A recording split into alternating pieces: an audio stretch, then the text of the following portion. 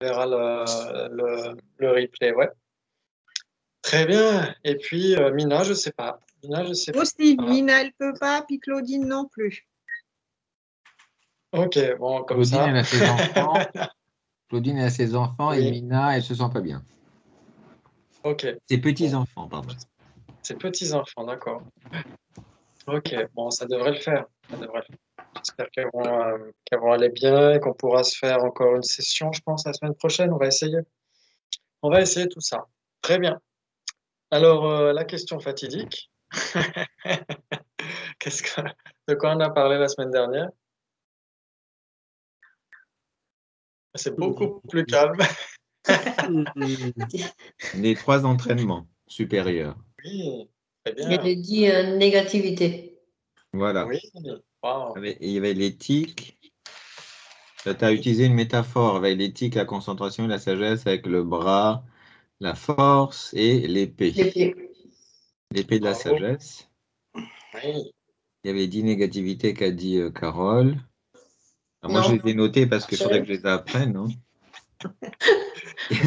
Il y a 3 du corps, 4 de la parole, 3 de l'esprit. Oui. C'est ça. Alors, tuer, voler, inconduite sexuelle, mentir, diviser, proférer des propos blessants et des bavardages inutiles, convoitise, malveillance et les vues fausses. Les vues Wow. fausses, c'est ne pas accepter par exemple, les causalités. Oui, très bien. Excellent. Donc ça, Bon. c'est génial parce que c'est un petit peu un résumé du Lamrim, ouais. Le Lamrim, normalement, ça devrait vous parler maintenant, les étapes de la voie vers l'éveil, ouais. Oui. Très bien, ok. Et donc, il y a 3 niveaux, ouais. Il y a 3 niveaux d'entraînement. 3 niveaux d'attitude, on peut dire, ouais. Oui. Ok. Et donc, le premier niveau, c'était quoi? C'est l'attitude basique, mais après, Ouais. les individus d'attitude basique, c'est ça. Oui, tout à fait. Et ça correspond à quoi? Qu'est-ce qu'il veut faire? C'est quoi son but dans la vie? Renaissance supérieure.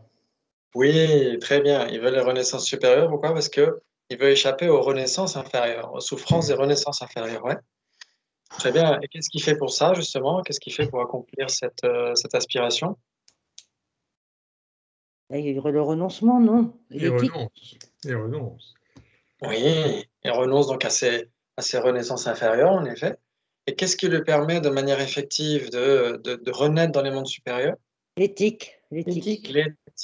Cette fameuse éthique d'abstention des 10 négativités. Ouais. Mm. Bravo, très bien. Super. Et donc, l'éthique, elle va être aussi utilisée, bien sûr, dans les autres niveaux. On n'abandonne pas l'éthique quand on passe d'un niveau à l'autre. Et donc, pour le deuxième niveau, l'attitude intermédiaire, c'est quoi son but dans la vie? D'échapper au samsara, la libération. Mm. Voilà, échapper au samsara. Ça vous parle? Ouais? Oui. Très bien. Ok. Et donc, qu'est-ce qu'il doit faire pour ça? Renoncer Renoncer à la souffrance puis à ses causes. Voilà, exactement. Et donc, pour renoncer définitivement aux causes de la souffrance, qu'est-ce qu'on fait? On renonce définitivement, on poursuit la voie, quoi. Oui. Et donc, on empoigne cette fameuse épée, ouais. Ouais. Oui, on tranche le samsara à la racine. Voilà, on tranche le samsara à la racine grâce à cette fameuse épée. La On tient sagesse. voilà, l'épée de la sagesse, qui est tenue par le bras très fort, qui est l'éthique de la concentration, ouais. Donc les 3 entraînements supérieurs, c'est ça qui permet, c'est la base même pour se débarrasser de samsara, ouais. Ouais, bravo. Et l'attitude supérieure? Ils veulent l'éveil pour le bien de tous les C'est l'éveil pour le bien de tous les êtres. Oui, bodhicitta, exactement. Et qu'est-ce qu'il doit faire pour accomplir ça? La vacuité. Oui, Réalisation de la vacuité, oui. avec bodhicitta, ouais. Les 2 ensemble, ouais. Chitta, bravo. qui est la Excellent. porte du Mahayana. Et c'est tout à fait ça. Et donc, ces bodhisattvas, justement, suivent ce que enseigne Shantideva tout au long de son poème. Ouais. Excellent, bravo. Bravo, bravo. C'est exactement ça. Donc là, on a résumé le Lamrim. Tous ces bibliothèques entières de livres qui exposent les étapes de la voie vers l'éveil, on vient de les résumer grâce à vous. C'est super. Ok. Et on a parlé des arias aussi, vous vous souvenez? Oui. Ouais. c'était un petit peu plus complexe. Les arias, c'était quoi? C'était quoi? Ça veut dire quoi un aria? Qui a réalisé la vacuité, Directement. Voilà, directement la vacuité. directement. Vision directe, Oui, vision directe de la vacuité. génial, exactement. Très bien. Donc ça veut dire que, par exemple, est-ce qu'un Bouddha est nécessairement un aria? Oui. Au minimum. Enfin, il faut qu'il passe par là, je pense. Oui, très bien. Mais un arya n'est pas nécessairement un Bouddha. Ah, Ah bah non. non, surtout pas. Ouais. Très bien. Excellent. Et un Bouddha est nécessairement un arat, oui. Oui. Nécessairement. Ouais. Oui. Mais un arat n'est pas nécessairement un Bouddha. Pas du tout. Ah, excellent, vous avez parfaitement compris. C'est super. Génial. C'est super. Et donc, on continue dans le texte, si vous voulez bien.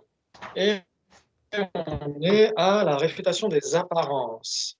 Là, ça va être un petit peu plus praliné ce soir. Ça va être un petit peu plus croustillant. Ok. Donc, c'est le passage où vous êtes peut-être à la page 56 ou 57, non? C'est 57. 54, la réfutation 54. des apparences. Ok, très bien. Très bien, et chez moi, donc 58. Ok. Donc, Shantideva dit, non, c'est Sasante qui parle, pardon. Shantideva a déjà établi que les principes et vues des écoles inférieures du bouddhisme sont invalidés par le raisonnement des écoles supérieures telles que le Madhyamaka. Ouais, très bien. Le Madhyamika, c'est l'adjectif, c'est pas très grave. Très bien. Toutefois, pour que ces arguments soient convaincants, ils doivent reposer sur des analogies et des exemples communément acceptés. Donc, c'est un petit peu comme ça qu'on fait hein, quand on débat, on emploie un syllogisme. Et pour illustrer ce syllogisme, on emploie des exemples, des analogies. Ouais. On va dire par exemple, il s'ensuit que le son est impermanent car il est produit exactement comme une tasse. Une tasse, c'est produit. Ouais, Ouais. ça vaut. Ouais, très bien. Ok. Donc ils vont employer des analogies. Ok, donc là, ça cite Shantideva, la strophe 4, C et D. Mais ces deux catégories s'accordent dans les comparaisons et tant qu'il n'y a pas d'analyse sur le but à atteindre. Donc, qu'est-ce que ça veut dire? Quand Shantideva parle d'utiliser des comparaisons et des analogies, il fait allusion au fait que même dans la convention du quotidien, certains phénomènes sont considérés comme irréels ou faux. C'est le cas des objets des rêves ou des mirages qu'il nous est impossible de trouver quand nous voulons faire la preuve de leur réalité. Donc ça, c'est assez simple. Les Madhyamika, ils vont dire, il s'ensuit que tout ce qui existe est nécessairement vide d'existence inhérente parce que ça existe de manière dépendante. Et ils vont dire, regardez par exemple un mirage. Un mirage, le reflet d'un visage dans un miroir, etc. Donc ils vont employer des choses qui, communément, dans le monde, vont être acceptées comme étant fausses. Ouais. Oui. Ça veut dire que normalement, dès l'instant où on est suffisamment doué de raison, on se rend compte s'il y a une différence entre un trompe-l'œil et une vraie fenêtre, ouais, entre un mirage et une vraie flaque d'eau. Donc ça veut dire qu'on se rend compte de la fausseté d'une apparence par rapport à ce qui est réel. Et pour se rendre compte de cette fausseté-là, est-ce qu'il y a besoin d'avoir réalisé la vacuité? Non, une cognition valide suffit. Voilà, exactement, ouais. Pas besoin de réaliser la vacuité, il n'y a pas besoin d'être un grand philosophe pour se rendre compte que un visage dans un miroir n'est pas vraiment un visage, ouais. Et qu'il y a juste une apparence trompeuse, ouais. Très bien. Ok, donc c'est ça, ce genre d'exemple que les Madhyamika vont employer justement pour essayer euh, d'illustrer en fait la fausseté des apparences du monde quotidien, ouais, des vérités conventionnelles. Très bien. Donc ici, les Madhyamika utilisent des analogies qui sont considérées comme fausses, même en termes conventionnels, pour attirer l'attention sur les réalités de tous les phénomènes. Toutes les choses et tous les événements sont au bout du compte introuvables quand nous cherchons à prouver leur essence. Ça, c'est magnifique. Ça, c'est magnifique. Ouais. Donc ça, vous le savez déjà, ça veut dire que si on n'analyse pas, on regarde un petit peu les choses de loin et par exemple un tableau, une magnifique fresque, si on la regarde de trop près, on ne voit pas ce que c'est, que ça représente. Ouais. Donc, c'est-à-dire qu'il faut s'éloigner un petit peu. Comme ça, on voit cette fresque et on voit vraiment la beauté du paysage. Et si on zoome, qu'est-ce qu'on voit? On voit juste des morceaux de peinture posés ici et là, etc. Ouais. Donc, ça rime à rien. On ne voit pas du tout la scène qui est représentée sur la fresque. C'est le même principe. C'est le même principe. Ici, c'est-à-dire que c'est ce que dit Acharya Chandrakirti dans le Madhyamaka-Vatara. Il dit les vérités conventionnelles ne sont pas à analyser, ne sont pas à analyser ultime. Donc, si on cherche à observer où est vraiment la tasse, est-ce qu'elle est dans ses molécules, dans sa couleur, dans sa forme, etc., on ne la trouvera pas. Ouais. Alors que si on n'analyse pas ultimement, on trouve une tasse, on peut l'utiliser, etc., etc. Ça fonctionne? Ouais. Oui, Génial, bravo. C'est super. Très bien. Donc, il dit, bien qu'au départ, nous comprenions la vacuité par inférence, par un processus intellectuel, par l'utilisation de la raison et de l'argumentation, entre autres moyens, à la fin, cette compréhension doit s'effectuer au niveau de l'expérience directe. Donc ça, c'est ce qu'on a déjà dit. On avait dit qu'en effet, la vacuité, c'est un phénomène caché. Ouais. Un phénomène caché, ça veut dire qu'il n'est pas directement évident. S'il était directement évident, bah, il suffirait de regarder une tasse et on voit sa vacuité en même temps. Et donc, on serait tout de suite un aria, il n'y aurait pas besoin de se prendre le chou à étudier Shantideva. Ouais. Okay. Et donc, comme la vacuité n'apparaît pas, c'est le contraire de la vacuité qui apparaît, c'est une pseudo-existence inhérente qui apparaît en lieu et place de l'absence d'existence inhérente. Tout le contraire. Ouais? Ouais. Très bien. Excellent.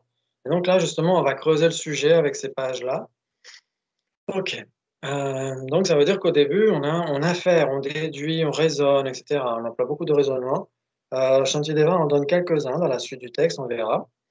Ainsi, dans les Écritures, la connaissance déductive, donc la cognition inférentielle, est souvent comparée à un aveugle qui ne peut s'orienter qu'avec l'aide d'une canne blanche.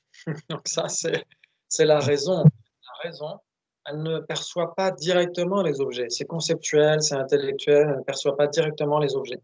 Donc elle a besoin de passer par un biais, en fait. Alors que la perception directe, elle perçoit directement, elle a les pieds dans la boue. Ouais. Exactement. Mais la connaissance intellectuelle, sans avoir jamais les pieds dans la boue, elle peut en parler de la boue, elle peut donner les différentes nuances de couleurs de la boue, etc. Elle peut donner la définition dans toutes les langues de la boue, etc. Mais elle ne peut jamais mettre les pieds dans la boue. Alors que la perception directe peut le faire, ouais. Très bien. Et donc, on a un mélange des deux, en fait, pour certifier la réalité. Excellent. Très bien. Donc, ce n'est pas une expérience directe, cette réflexion intellectuelle. C'est une approximation de cette expérience fondée sur le raisonnement et la réflexion critique. Donc, comme on l'avait déjà dit, on en a besoin pour essayer de certifier ce phénomène caché qu'est la vacuité. Cependant, à ce stade initial, la déduction seule nous permet de commencer à appréhender la vacuité, la nature ultime de la réalité. Ouais, c'est-à-dire que si je vous demande là, imaginons que vous deviez parler à un enfant de 6 ans et il vous demande, bah, tiens, qu'est-ce que vous faites le dimanche soir? Bah, j'essaie de lire le 9e chapitre de Shantideva, de quoi ça parle? Ça parle de la vacuité. Et donc, si vous demande c'est quoi la vacuité, qu'est-ce que vous pourriez dire?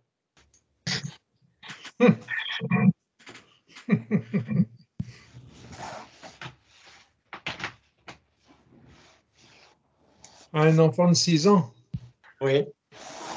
Ah Le oui, silence est une très bonne réponse, mais à part ça. Un enfant de 6 ans, je serais embêté quand même.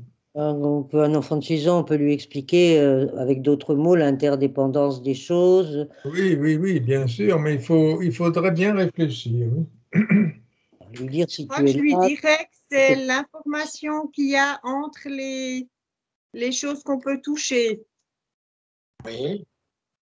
L'information qu'il y a parmi les choses qu'on peut toucher, c'est ça? Entre les choses qu'on peut toucher. Entre les choses, Oui. dans l'espace qu'il y a entre les choses qu'on peut toucher. Oui. Oui. C'est poétique.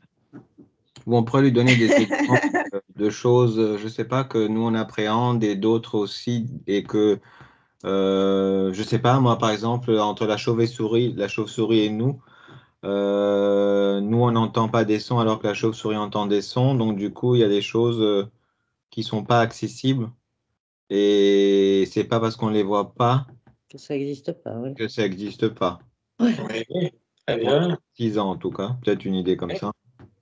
Très bien. Oui, Puis, Ouais, je excellent. ferais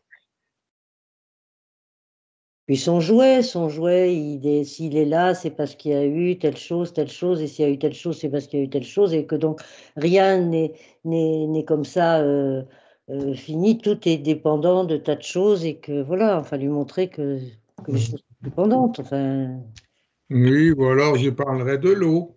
L'eau, elle peut geler, elle peut être de l'eau, puis elle peut être de la vapeur. Alors, qu'est-ce que c'est que l'eau? Oui, ouais. Très bien. expliquer que Chouette. ce qu'on voit est aussi dû à nos sens. Effectivement, comme disait Flash, la fourmi, elle voit pas l'arbre comme nous on le voit, et il y a des gens qui voient d'autres choses que ce qu'on voit, et des espèces animales qui voient d'autres choses que ce qu'on voit. Donc, ce qu'on voit, c'est aussi dû à nos sens et pas qu'à la réalité pure et dure qui serait comme ça, des choses comme ça. Très bien. C'est pas mal tout ça. Ouais. Rachel est contemplative. Qu'est-ce que tu dirais, toi? Je ne sais pas si ça va avoir grand-chose, mais comme je travaille avec les petits, souvent, quand ils sont en train de manger, ils nous demandent si on a juste fait réchauffer ou le processus. Donc, du coup, on leur explique. Mais on explique aussi que les légumes, ça venait un tel, et puis que ces légumes venaient de ça, enfin, le processus. Donc, Oui, voilà. en effet, ouais. Ouais, moi, je crois que je ferais pareil. Je parlerais plutôt du côté interdépendance, en effet. Parce que comme c'est vraiment le pendant, le côté pile et le côté face, en fait, hein, la vacuité, l'existence indépendante et l'existence dépendante, en passant par le biais de l'existence dépendante, c'est une très bonne façon, j'imagine. Parce que si on dit vacuité d'un seul coup, de but en blanc comme ça, vide, le vide, ouais, ça peut être compliqué, ça pourrait être pris comme une simple absence, mais une simple absence, un simple vide, un néant, quelque chose comme ça. C'était déjà compliqué pour nous, alors pour un gamin de 6 ans. Enfin, Exactement. pour moi. Ouais, exactement. Mais c'est vrai qu'en parlant du jouet ou du menu ou de la façon dont on perçoit le fait de, en effet, il y a ce dessin qu'on retrouve souvent, je ne sais pas si c'est sur Facebook ou ailleurs, j'imagine sur Facebook, où il y a quelqu'un qui regarde un chiffre dessiné par terre, pour lui c'est un 9, et la personne qui est en face de lui, pour cette personne c'est un 6. Et donc en dépendance de la perspective, ça donne une autre réalité, ouais. Donc ouais, j'imagine, ouais, le verre à moitié plein, le verre à moitié vide. On pourrait prendre l'histoire de l'index et du majeur, par exemple. Entre les deux, entre l'index et le majeur, lequel est le plus grand? Non, lequel est le plus petit, pardon. Entre l'index et le majeur, c'est l'index qui est le plus petit. Maintenant, entre l'index et le pouce, lequel est le plus petit? C'est le pouce maintenant, c'est plus l'index. Donc on peut voir en effet que c'est une relation dépendante, en fait, hein.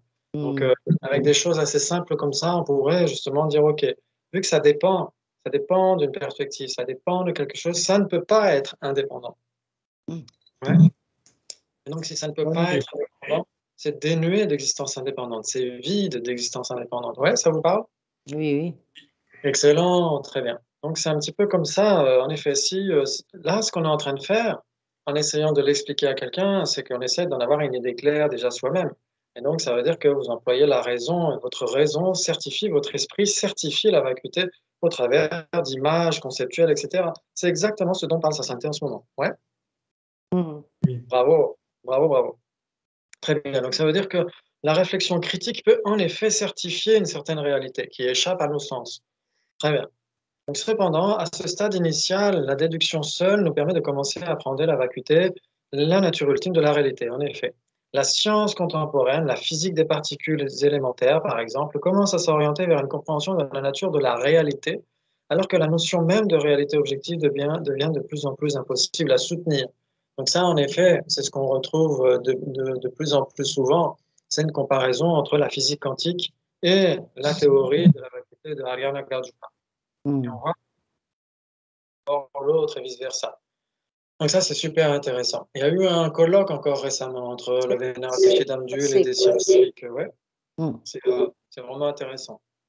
J'ai pas pu le suivre, mais en effet, si on voit un petit peu comment est-ce que la physique quantique essaie de prouver les choses, de zoomer vraiment pour essayer de trouver la réalité des choses, bah, plus ils zooment, moins ils trouvent, en fait. C'est ça qui est intéressant. Ok, très bien. Donc, ces connaissances à cette physique quantique se sont développées indépendamment du bouddhisme. Il semble pourtant qu'en suivant les conclusions de leurs prémices scientifiques, les spécialistes de ce domaine arrivent à un point où ils sont obligés d'envisager l'idée de non-substantialité des choses et des événements. Ouais. Selon Shantideva, cette idée est démontrée par nombre de fondements, raisons et arguments.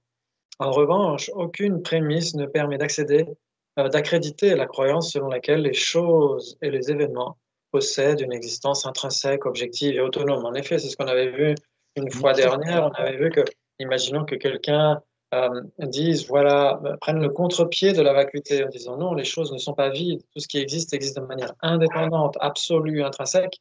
Et donc, on essaie de trouver des conséquences à l'absurde de ce point de vue. Donc, en effet, on peut en trouver plein. Ouais. Ça veut dire une existence absolue, indépendante, ça veut dire que ça ne dépend de rien, pas même de causes et de conditions. Ouais. Très bien, très bien. Et donc, il continue, il dit l'auteur de la marche vers l'éveil, donc Shantideva, fait également allusion à l'objection opposée par les réalistes, donc les essentialistes, à la thèse des Madhyamika, affirmant l'absence d'existence intrinsèque des choses et des événements. C'est là où là, il va y avoir du fight. Il va y avoir un débat entre les essentialistes et les Madhyamika. Là, ça va bastonner.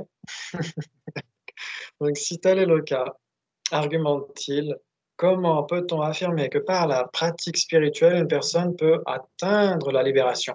Les Sautrantika soulignent ainsi qu'en suivant cette interprétation de la vacuité à la lettre, même le principe de causalité devrait être nié. Alors là, on arrive dans le croustillant. C'est exactement le principe du chapitre 24 du traité du milieu de Arya Nagarjuna. Il prend le contre-pied de cette vue de la vacuité et donc il a des adversaires hypothétiques. Mais ces adversaires hypothétiques, on peut très bien dire que c'est des Vaibhashika, des Sautrantika, des réalistes, des essentialistes. Ils considèrent que les choses existent en soi. Ouais. Et donc, ils disent à Arya Nagarjuna, et là c'est pareil avec Shantideva ici, si vous dites que les choses sont vides, ça veut dire à ce moment-là que la causalité, les interrelations, les interactions, la cause et son effet, même la causalité karmique, tout ça est impossible. Qu'est-ce que vous en dites, vous?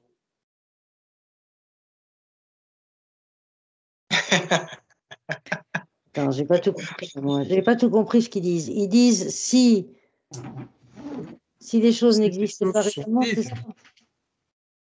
En fait, ce qu'ils comprennent, c'est qu'ils ne comprennent pas vraiment la vacuité. Ils comprennent pas la vacuité d'absence inhérente. Oui. Et pour eux, en fait, c'est une hyper-négation, c'est une surnégation, la vacuité. C'est-à-dire que, avec le scalpel de la sagesse, en fait, au lieu d'enlever juste le mélanome, ils coupent le bras tout entier. Hein? Donc, ils ont une surnégation. Donc, ils comprennent la vacuité de Arya Nagarjuna Shantideva comme étant une absence d'existence, et pas une absence d'existence inhérente. D'accord. Ouais. Et dans ce cas-là, qu'est-ce qu'on peut leur dire? On peut leur dire, vous-même qui parlez de cette manière, il faut bien que vous existiez. Voilà. Ouais. Il faut bien qu'une personne qui dise, vous êtes nihiliste ou rien n'existe, si vous dites que la vacuité existe, rien n'existe, à ce moment-là, nous n'existons pas non plus. Nous qui disons rien n'existe. Oui. Oui, mais ils peuvent dire qu'on est dans un rêve. Ils pourraient dire qu'on est dans un rêve, exactement. Mais le rêve, il faut bien qu'il existe. Voilà. Ouais. Oui. Ouais. Oui, c'est comme le maire qui poque sa pancarte, tout est faux. Si tout est faux, sa pancarte est fausse aussi, quoi. C'est pareil. Exactement.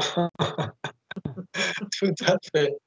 C'est tout à fait ça. Ils ne sont pas en train de dire ça justement pour réfuter la vacuité?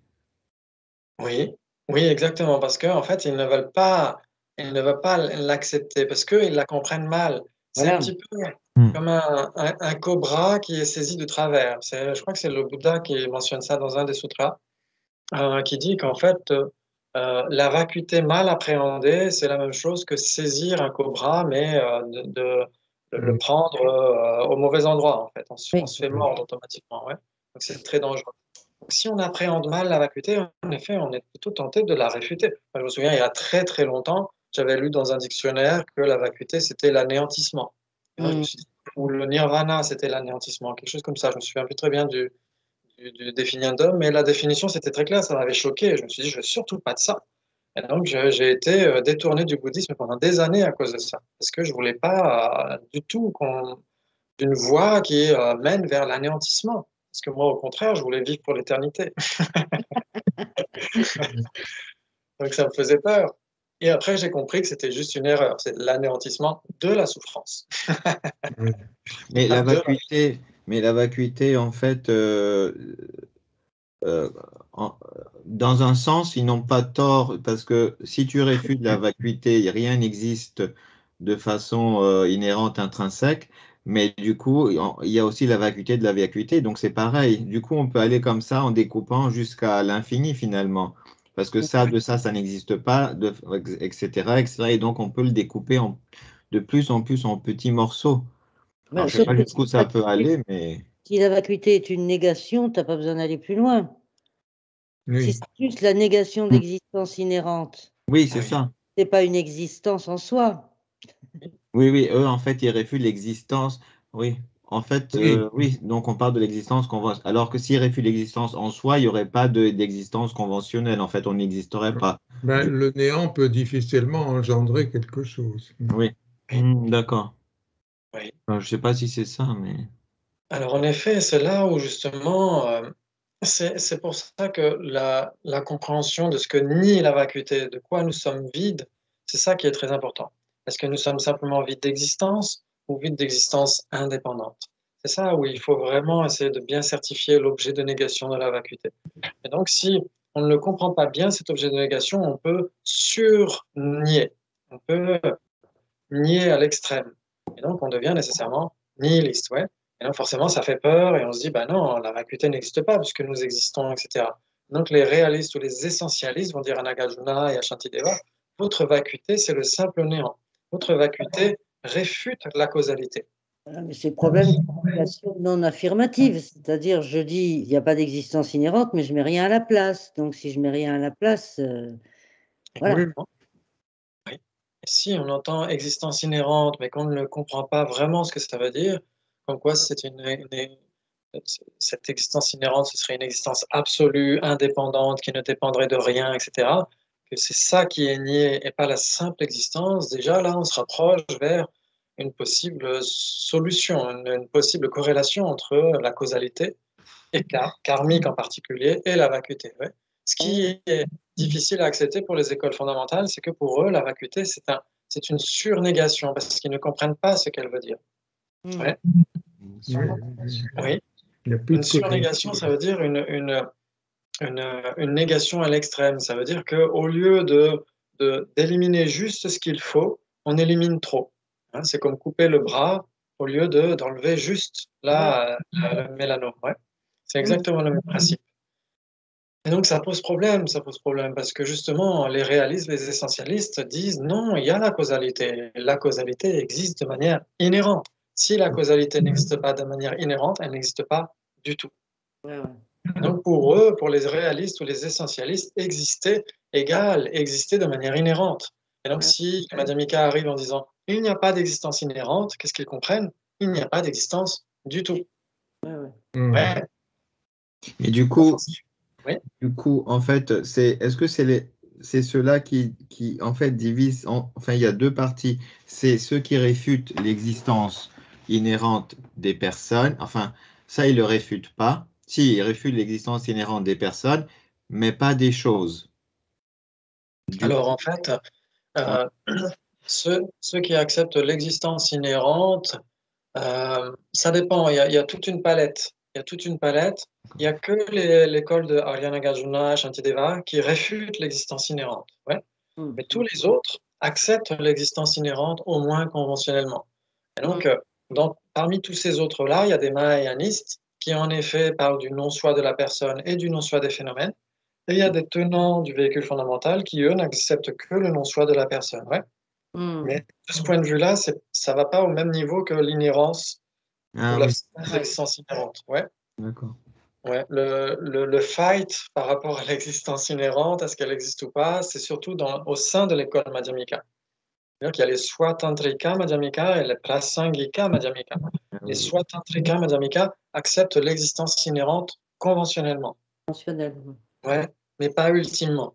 Alors que les Prasangika disent qu'il n'y a pas d'existence inhérente du tout, ni ultimement ni conventionnellement. Ouais. Ouais.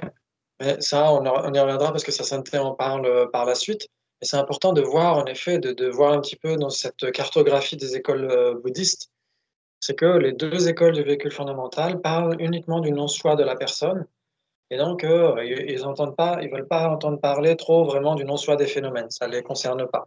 Pour eux, ils disent que simplement réaliser le non-soi de la personne, ça suffit pour obtenir le nirvana et tout va bien pour eux. Et donc, pour eux, autant que pour les écoles mahayanistes qui ne sont pas prasangika, il y a une existence inhérente. Ils ne se posent même pas la question. En fait.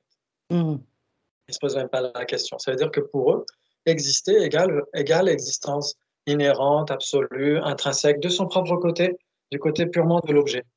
Donc c'est ça qui est intéressant. Ça veut dire qu'ils vont dire que s'ils sont en face d'un verre à moitié vide, ils vont dire que le verre est à moitié vide de son propre côté. Mais moi, ce que j'ai appris dernièrement, c'est que en fait, quand on regarde, tu prends une tasse, la tasse, en fait, donc on la désigne comme tasse. Et le problème qui se pose, c'est que il faut s'arrêter à la simple désignation de la tasse et ne pas dire cette tasse existe effectivement par soi-même. Et il y a aussi le fait, c'est la façon dont on regarde nous la tasse qui fait que finalement on pense qu'elle est réelle. Donc du coup, c'est ça qui ne va pas. Donc pour moi, il y a deux choses. Il y a le fait qu'elle est simplement elle est simplement désignée et le fait qu'elle est simplement désignée, elle pense qu'elle existe par elle-même, ce qui est déjà faux. Et deuxièmement, c'est la façon dont on la voit qui est fausse. Alors, je ne sais pas si le terme faux est bon ou pas, parce que du coup, une autre chose, enfin, je ne sais pas, un animal pourrait voir la tasse différemment. Du coup, quelle est la vraie façon, comment existe la tasse? Donc, c'est ni d'un côté ni de l'autre. Oui. Ou... C'est ça qu'il faut voir, oui. C'est que veut dire exister de manière inhérente? Si l'existence inhérente était possible, ça voudrait dire quoi? Ça voudrait dire quoi? On va essayer déjà de voir les choses de manière assez progressive. On va se dire, OK, la tasse, la mienne est moins jolie que la tienne. Mais... Elle est pas fine, peut-être. La tasse, OK. Elle donne l'impression d'être une tasse de son propre côté, ouais. Donc, c'est ça qu'on va essayer de chercher. On va essayer de chercher, OK, est-ce qu'il y a une concordance entre son apparence et son mode d'être? Donc, s'il y a une concordance, OK, ça veut dire que c'est une tasse qui existe de son propre côté, exactement comme elle nous donne l'apparence d'être, ouais. Et donc, on va essayer de vérifier tout ça. Donc, c'est une tasse qui semble exister de son propre côté, qui semble exister de manière inhérente uniquement du côté de l'objet. Et donc, on va chercher. S'il y avait cette tasse qui existait vraiment, plus on va zoomer, plus on devrait pouvoir la trouver, ouais. Donc, on va chercher dans ces parties, etc. Comment est-ce que l'anse est la tasse? Comment est-ce que le couvercle est la tasse? Comment est-ce que la forme, etc. Comment est-ce que l'ensemble de tout ça serait une tasse? Non, rien de tout ça n'est une tasse. Mais la tasse existe. Donc, comme elle n'est pas dans la base d'imputation, la base de caractéristique, et qu'elle existe, elle existe au travers d'une simple désignation. Ouais. Et donc, ça, c'est son véritable mode d'être conventionnel. Et donc, malgré tout, elle donne l'apparence opposée. Ça veut dire elle semble exister de son propre côté, comme si elle n'était pas une simple désignation. C'est ça que ça veut dire exister de manière inhérente. Exister de son propre côté de manière purement objective, comme si ce n'était pas une simple désignation, comme si on pouvait la trouver dans son ensemble, dans sa base de caractéristiques. C'est ça que ça veut dire, ouais. Très bien, et ben c'est exactement ça. Une fois qu'on a réfuté ça, on a réfuté l'existence inhérente, et ben on peut ensuite affirmer comment existe la tasse. Vu que la tasse n'existe pas de son propre côté, elle existe en tant que simple désignation attribuée à un ensemble de caractéristiques qui ne sont pas elles. Ouais. C'est la même chose avec n'importe quoi d'autre. Ça veut dire que on va désigner une personne en dépendance de la forme, de son esprit, etc. Mais la personne n'est pas sa forme. La personne n'est pas son esprit. Même chose avec une fleur, vous prenez une pâquerette. La pâquerette n'est pas le pistil, la corolle, n'est aucun des pétales, n'est pas la tige, etc., n'est pas le parfum de la fleur, etc. La fleur n'est rien de tout ça. Mais sans tout ça, elle n'existe pas. Donc ça veut dire qu'elle dépend de tout ça. Elle dépend d'une désignation qui est faite en dépendance de tout ça. Ouais. Ça, c'est génial. Ça veut dire que là, on comprend le point de vue de Shantideva. Mais le problème, c'est que comme la tasse donne l'impression d'exister de son propre côté, si on adhère à ça, forcément, on va se dire, si on réfute l'existence inhérente de la tasse, c'est comme si on réfutait la tasse, tout simplement. C'est pourquoi les réalistes, les essentialistes disent aux Madhyamika, vous êtes nihilistes. Ouais, ils disent, vous ne pouvez plus affirmer les causes et les effets, etc., puisque les causes et les effets donnent l'impression d'exister de leur propre côté, et forcément, ils doivent exister de leur propre côté, parce que s'ils n'existaient pas de leur propre côté, ils n'existeraient pas du tout. Et les Madhyamika disent, non, si ça existait de son propre côté, ça ne pourrait pas fonctionner. Si un effet existait de son propre côté... Ça serait figé, oui, il n'y aurait pas d'évolution. Exactement. Exactement. C'est ce que disent Nagarjuna et Shantideva. Oui. Et on ne pourrait pas s'améliorer non plus. Exactement. Ils disent si un effet existait de son propre côté, si la fleur existait de son propre côté, vous enlevez tous les pétales, vous enlevez la corolle, vous enlevez la tige, etc., vous devriez avoir encore une fleur. Puisqu'elle elle existe de manière indépendante. Elle ne dépend pas de ses parties. Ouais. L'effet ne dépend pas de la cause. Donc, ça veut dire qu'il n'a pas besoin de la cause pour exister. Et donc, les Madhyamika disent aux essentialistes, votre causalité, elle est impossible. Une causalité qui est au sein de l'existence inhérente, au sein de l'existence indépendante, au sein de l'existence purement objective, est tout simplement impossible. Ouais. C'est-à-dire qu'un effet, pour exister, doit dépendre d'une cause. S'il dépend d'une cause, il est dénué d'existence indépendante. S'il était doué d'existence indépendante, quel besoin a-t-il d'une cause? Ouais. C'est exactement ça, ce fight qu'il y a entre les essentialistes et les Madhyamika. Ouais, ça vous parle? Excellent, excellent. Très bien. Donc, on va voir ce que dit Sasanté par la suite. Ok. Très, très bien. Donc, les Madhyamika répondent à cela que la doctrine de la vacuité et la notion de causalité ne sont pas incompatibles. C'est exactement ce que dit Arya Nagarjuna. D'ailleurs, j'ai prévu le texte aujourd'hui, comme ça on peut le regarder ensemble. On peut le regarder ensemble.